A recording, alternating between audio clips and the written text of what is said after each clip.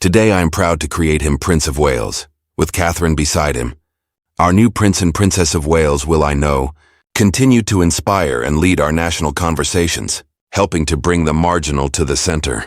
The royal family had survived abdications, betrayals, public scandals, and private wars, but nothing prepared them for the document King Charles signed behind closed doors. With one stroke of his pen, the king determined what Catherine would one day wear at the most important ceremony of her life and placed her future crown beyond the reach of every rival inside the palace. Before we go deeper into what this really means for the royal family, make sure to subscribe so you don't miss a single update. Charles sat in his private study at Buckingham Palace. Across from him waited the keeper of the privy purse, the official managing the sovereign's private finances, alongside the crown jeweler and two constitutional advisors. Senior staff remained outside. No family member knew why the meeting mattered. Yet everyone understood that the sealed papers before the monarch could alter the next reign. The king lifted his pen, then stopped. The decree authorized the immediate creation of the crown of Queen Catherine, the coronation crown reserved for her when William becomes king.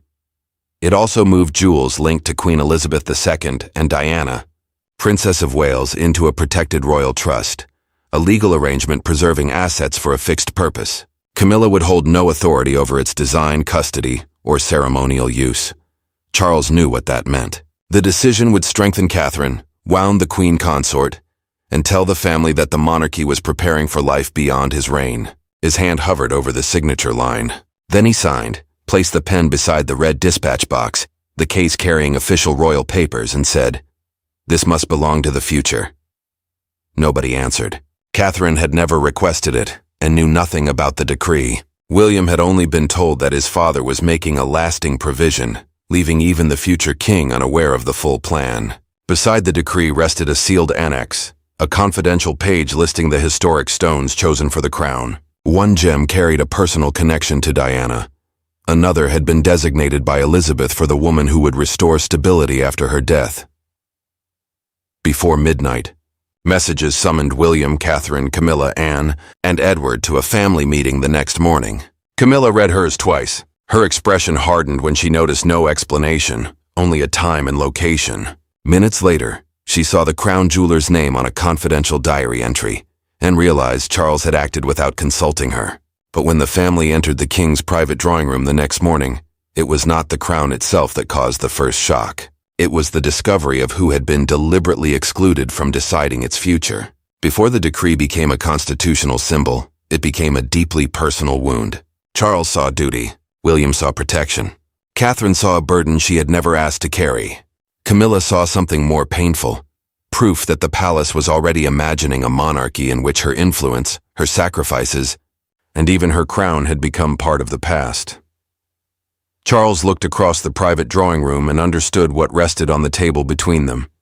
The decree was his attempt to give the next reign something he had never fully received, a clear path untouched by uncertainty, divided loyalties, or private battles over authority. His own years as king had been shaped by questions about health, transition, public confidence, and who truly held influence inside the household. A constitutional symbol meant an object carrying meaning about the monarchy's future, and Catherine's protected crown now represented stability far beyond jewelry. Catherine sat beside William with her hands clasped tightly in her lap.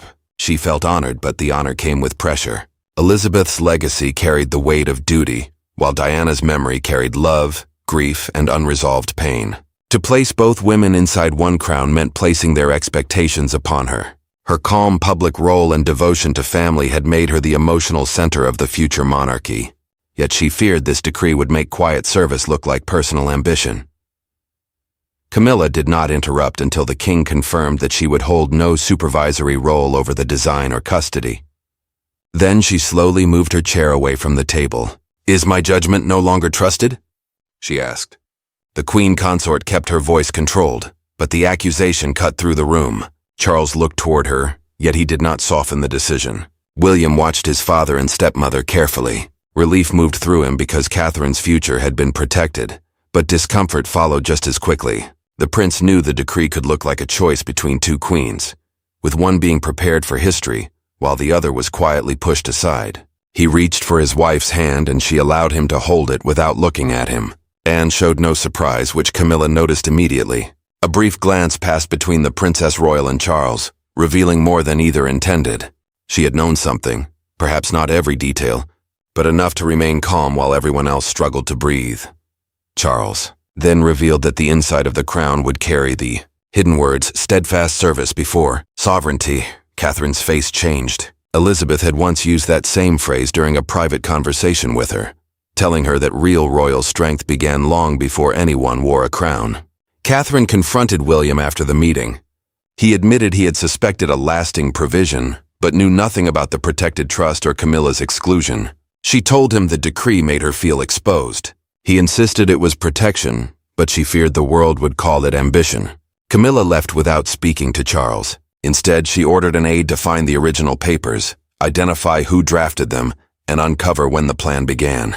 Camilla believed the decree had been created in secrecy over a matter of days. But the paper she demanded would lead back to one unforgettable ceremony, and the moment Charles decided the palace could no longer postpone Catherine's future. The decree did not begin with a jeweler, a lawyer, or a hidden royal document. It began 6 months earlier beneath the lights of a state reception, when Catherine was placed in an impossible position, and Camilla made a decision that stunned Charles. Those who witnessed the exchange later understood that the future crown had been born in that very moment. Tension had already been building around Catherine's future place beside William. Palace protocol, the formal system governing rank, ceremony, and public order, remained clear on paper, yet personal authority inside the household had become harder to define. The princess respected the existing hierarchy, but every decision involving historic jewelry carried deeper meaning because those pieces connected the present monarchy to Elizabeth, Diana, and the next reign. Camilla had taken a close interest in deciding which jewels appeared at major events. She believed the royal collection should reinforce the authority of the reigning sovereign and his consort. William saw something else. He watched pieces linked to his mother or grandmother get delayed, reconsidered, or redirected, and each change made him wonder whether Catherine's future was being quietly contained. The decisive moment came during a major crown reception at Buckingham Palace. Catherine had been scheduled to wear Queen Elizabeth's diamond collet necklace. Minutes before the guests arrived, Camilla ordered the piece returned to the vault and replaced with a smaller modern necklace, arguing that the original carried sovereign significance. Catherine received the change inside a private antechamber. She looked at the empty jewelry case, drew one careful breath, and told the dresser, "Then we proceed without complaint." The princess saw the woman's distress and comforted her instead of defending herself. Her sadness remained controlled, but it was impossible to miss. William discovered the order moments later. He confronted Camilla in a corridor with no aides present and told her Catherine should not be diminished to protect someone else's position. The queen consort refused to retreat. She replied that hierarchy had to remain visible while Charles was king, and the future could not behave as though it had already arrived. Charles entered as the argument ended. He saw his son's anger, his wife's refusal to reconsider, and Catherine calming a shaken dresser despite being the person who had been hurt. The monarch said nothing publicly, but something inside him changed. That night, Charles requested an old jewelry inventory prepared during Queen Elizabeth's final years. An inventory was the official record identifying each royal piece and its intended custody. Inside, he found a handwritten note directing that several stones should one day honor the next woman who carries the crown beside the heir. Charles telephoned Anne after midnight. In that recorded private conversation, he asked whether protecting Catherine's future crown would insult Camilla. The Princess Royal answered that failing to protect it would allow personal tension to become a constitutional embarrassment. Camilla now read the ceremony report and finally understood her order had triggered everything. Then she saw Anne's name beside the earliest consultation, and anger became betrayal. Knowing how the decree began did not soften Camilla's reaction.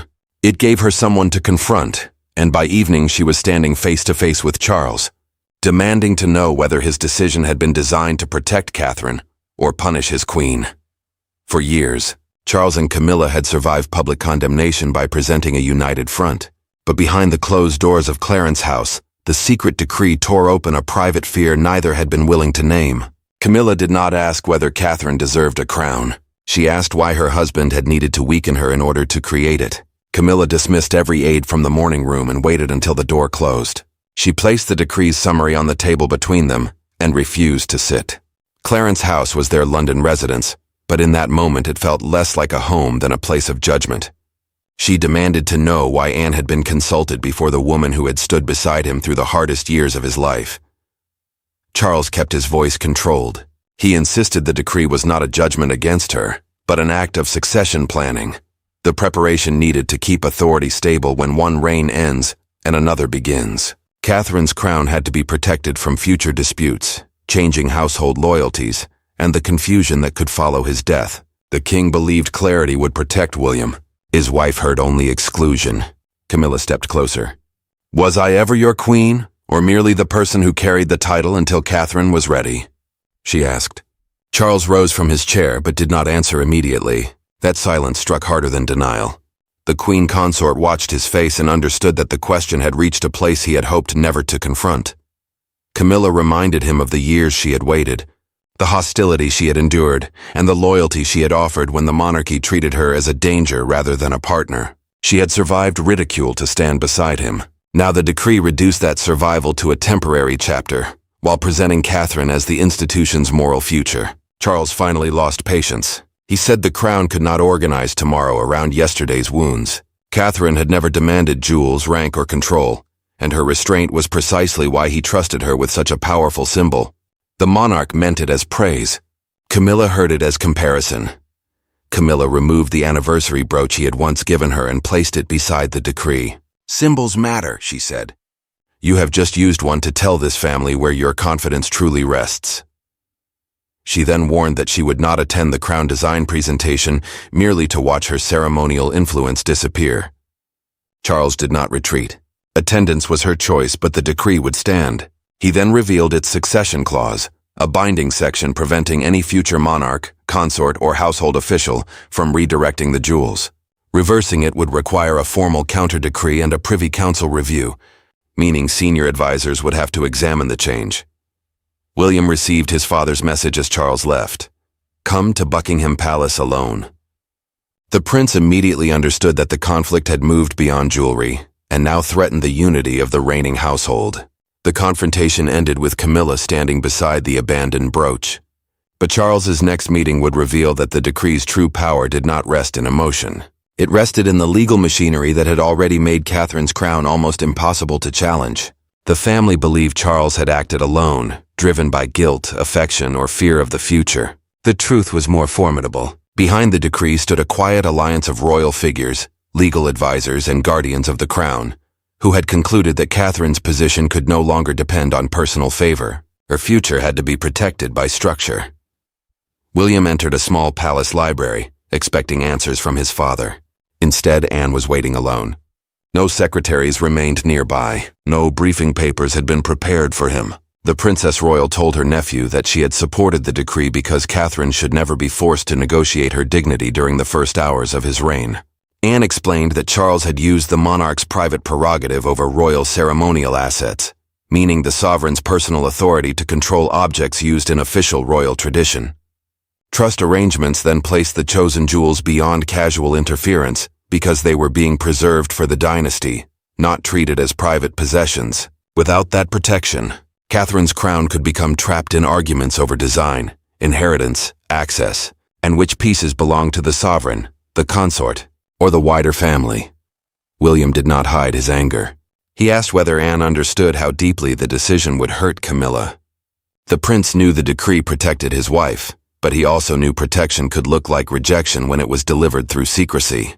Anne acknowledged the pain. She then told him that emotional discomfort could not be allowed to create institutional confusion at the moment of succession, when grief, power, and public scrutiny would arrive together. Anne opened a leather folder and removed a sealed memorandum written during Queen Elizabeth's final years. A memorandum was a formal written instruction meant to guide a future decision. The late monarch did not name Catherine, but she directed Charles to preserve several historic stones for the consort, who would one day stand beside William as king. The crown jeweler entered only after Anne gave permission. He placed a preliminary design before them and explained that a sapphire connected to Diana's private collection would sit beneath a diamond once worn by Elizabeth. William stared at the page. Those two women had shaped his life in completely different ways, yet history had never allowed their legacies to rest together without conflict. William reached forward and touched the place where the sapphire would sit. His control broke for only a moment. The future king realized that his mother's memory would enter Catherine's coronation, not as a shadow, but as part of the promise she would carry beside him. Anne then revealed through the documented consultation record that one advisor had warned the decree might make Catherine appear too powerful. Charles rejected that warning. He said the palace had spent too many years fearing how a worthy woman's strength might be interpreted. William barely had time to absorb those words before learning the first consequence. The selected jewels had already been removed from Camilla's working inventory and transferred to a protected vault under joint custody. The crown was no longer merely promised. Its stones had already begun moving, and when Camilla discovered that an empty space had appeared inside the royal vault, the emotional argument became an irreversible reality. The first consequence of the decree was not announced through a proclamation. It appeared as an empty velvet space inside the royal vault. For Camilla, that absence carried a brutal message. The decision had already moved beyond conversation. Catherine's crown was no longer an idea waiting for approval. It had begun taking physical form. Palace conservators worked quietly as they cataloged the selected diamonds, Diana's sapphire, and the historic settings chosen for the new crown. A trust inventory was the official record, placing valuable objects under protected control for one fixed purpose. Each piece was relabeled for the future crown of Queen Catherine, then moved into a separate vault requiring joint approval before anyone could touch it. Camilla entered with the collection curator, expecting a routine inspection. Instead, she found an open case containing nothing but a new inventory card. The queen consort stared at the empty compartment, then asked where the necklace and sapphire had gone. The curator lowered his voice. "They are now held under the king's decree."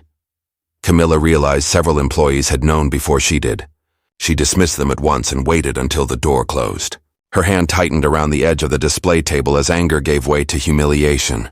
Her office could no longer request those jewels for banquets, portraits, diplomatic receptions, or temporary exhibitions. Every future use would be controlled by the document Charles had signed. Catherine learned of the transfer hours later and went directly to the king. She asked him to delay construction until the family tension settled. Charles refused. He told her that surrendering protection merely to avoid criticism would prove exactly why the decree was necessary. The monarch believed he was defending her future. She felt he was deepening a wound in her name. Catherine traveled to Clarence's house without advisors, jewelry experts, or household staff. She told Camilla that she had never sought control of the stones and would accept a simpler crown if that preserved peace. The queen consort listened without moving. Then she answered that the crisis was no longer about what Catherine wanted. It was about what Charles had chosen to say through her. The danger grew before either woman could respond. The crown jeweler reported through a confidential security memorandum that a photocopy of the preliminary design was missing. If it reached the press, the palace would lose control of the story before the family had agreed on a public explanation. William ordered a private review of document access. The prince discovered that someone inside Camilla's household had requested the old reception files shortly before the design page disappeared. Suspicion spread quickly, and advisors urged Catherine to prepare a statement denying any involvement. Catherine refused. She asked for one final private meeting with Camilla, believing the crisis could change only when they stopped speaking through Charles. By then, the palace was preparing for scandal, but Catherine chose a more dangerous path. She entered a room with Camilla alone, carrying no decree, no advisor, and no protection except the truth. The turning point did not come from Charles, William, or a constitutional advisor. It came during a private conversation between the two women whose names had been forced onto opposite sides of the decree. Without courtiers, titles, or prepared statements, Catherine and Camilla finally confronted what the crown represented and what it had taken from both of them. Catherine arranged the meeting inside a private sitting room at Windsor Castle. She asked that no aides remain nearby and left her phone, notes, and briefing papers outside the door. Windsor was more than a royal residence. It was a place where family duty and private grief had collided for generations. That mattered now because neither woman could hide behind official language once the door closed. Camilla entered expecting Catherine to defend Charles. Instead, the princess began by admitting that the decree had been handled cruelly. She said the secrecy had left the queen consort isolated and diminished inside her own family, even if that had never been the stated intention. The words unsettled Camilla because they offered recognition rather than triumph. Catherine refused to treat the crown as a victory. She called it a promise tied to loss, duty, and the frightening day when William might inherit the throne because his father had died. The coronation crown, the ceremonial headpiece worn when a monarch or consort is formally crowned, represented a future she could not celebrate without also fearing its cost. She told Camilla that every jewel carried grief as well as honor. Camilla finally confessed through their private recorded conversation that her anger had never truly been directed at Catherine. She feared history would reduce her to the woman standing between Diana's memory and the next queen's future. After spending decades fighting to be accepted, she could not bear the thought of becoming a warning rather than a person. Catherine rose from the opposite chair and sat beside her. She said the crown could not repair the past, but it did not need to erase Camilla either. The princess then proposed that its official ceremonial history acknowledge the women who had carried the monarchy through the previous reign, including the queen consort's service beside Charles. She would not alter the protected stones, but she refused to let their meaning become an act of revenge. Camilla's resistance weakened. She reached into a folder and produced the missing design page. A frightened junior aide had copied it, believing she wanted leverage against the king. The queen consort had stopped the page from leaving Clarence's house and now returned it directly to Catherine. Camilla then made her choice. She would not challenge the decree, boycott the design presentation, or allow her household to brief against the princess. Her acceptance brought no joy, but it ended the private war. William contacted Catherine as the two women left separately. A newspaper had learned enough to publish by morning. The family had only hours to decide what the world would hear first. The private war had finally begun to soften, but outside the palace walls, the secret was already breaking. And by sunrise, Catherine's unseen crown would become the most discussed royal symbol in the world. At 6 the next morning, the secret decree escaped the palace and entered history. Newsrooms abandoned prepared broadcasts. Crowds gathered outside royal gates, and one image dominated every screen. Catherine beside Charles, unaware that the king had already placed the future of the crown, literally and symbolically, into her hands. The first report confirmed that Charles had authorized a protected coronation crown for Catherine, and reserved historic stones connected to Elizabeth and Diana. A coronation crown is the ceremonial piece worn when a monarch or consort is formally crowned. But this one carried far more than tradition. It joined two powerful female legacies to the woman expected to stand beside William in the next reign. Buckingham Palace responded within the hour. Its statement described the decree as long-term ceremonial planning and stressed continuity, service, and the sovereign's duty to prepare for future reigns. Charles wanted the public to see order. The country saw a declaration. A major newspaper captured that feeling first, its front page showing Catherine lowering her head beside the king beneath the headline, "The crown he chose for her." Beneath it, a smaller caption read, "Elizabeth's diamonds, Diana's sapphire, Catherine's destiny." By mid-morning, the words were being repeated across broadcasts, phones, and crowded railway platforms. Outside Buckingham Palace, people gathered in growing numbers. Some carried photographs of Queen Elizabeth. Others held images of Diana or placed white flowers near the gates. A young girl wearing a paper crown told a reporter, "It feels like they are joining the past to the future." Her simple words spread faster than the palace statement. Catherine watched the coverage from Kensington Palace with William beside her. She became emotional when the cameras showed the flowers, but her face tightened when commentators described the decree as her victory over Camilla. The princess had feared exactly this. Protection was becoming rivalry, and duty was being presented as conquest. William called his advisors immediately. The prince told them that no statement should celebrate one woman at another's expense. He insisted the crown must be framed as his father's act of continuity, not a contest between the current queen and the future one. Catherine listened in silence, grateful for his defense but shaken by how quickly the story had escaped their control. Camilla then made the gesture that changed the public mood. She accompanied Charles to a scheduled engagement and faced the waiting questions beside him. In an exchange with reporters, the queen consort said, "The future deserves to be prepared with care." Her support was controlled, but it ended speculation that she planned to resist. Anne later praised that statement during a private conversation with Charles, telling the king that Camilla's dignity had prevented a family dispute from becoming a constitutional spectacle. He felt relief, but guilt remained. Charles then ordered the preliminary crown sketch to be shown to the family together. The world had already delivered its judgment.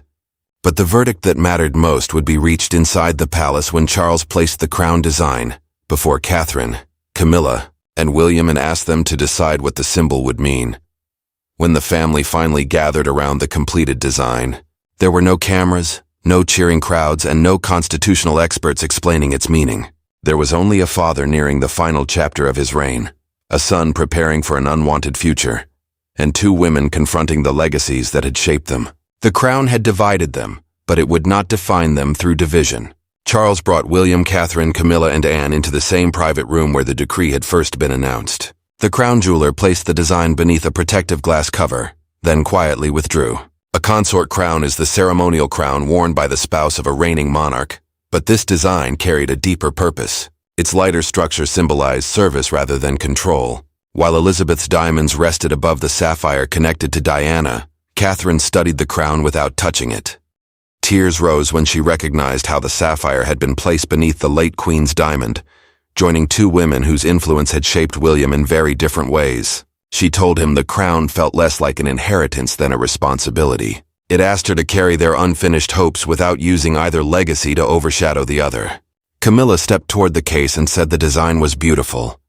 The Queen Consort admitted through the family's private meeting that her first reaction had come from fear. She had believed the decree was erasing her, but now understood that it was protecting the monarchy from repeating battles that had already caused too much pain.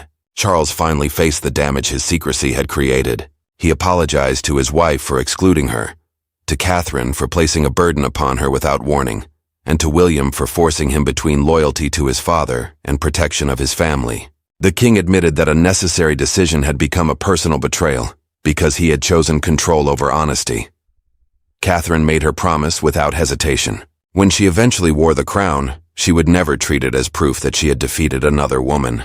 She would carry it as evidence that the monarchy had finally learned to honor different forms of service, without turning women into rivals. William thanked his father for protecting Catherine's future, but the prince did not soften the truth. No decree could preserve the crown, he said, unless the family carrying it chose honesty over resentment. Charles accepted the rebuke. The decree remained unchanged. Camilla withdrew her objection, Catherine accepted the responsibility, and Charles ordered construction to continue under the protected trust. And when Charles covered the design and closed the red box, the matter was finished. Catherine's crown would not stand as a trophy of victory, but as the symbol of a family that finally chose reconciliation over rivalry, and a monarchy prepared to enter its next chapter without denying the pain of the one before it.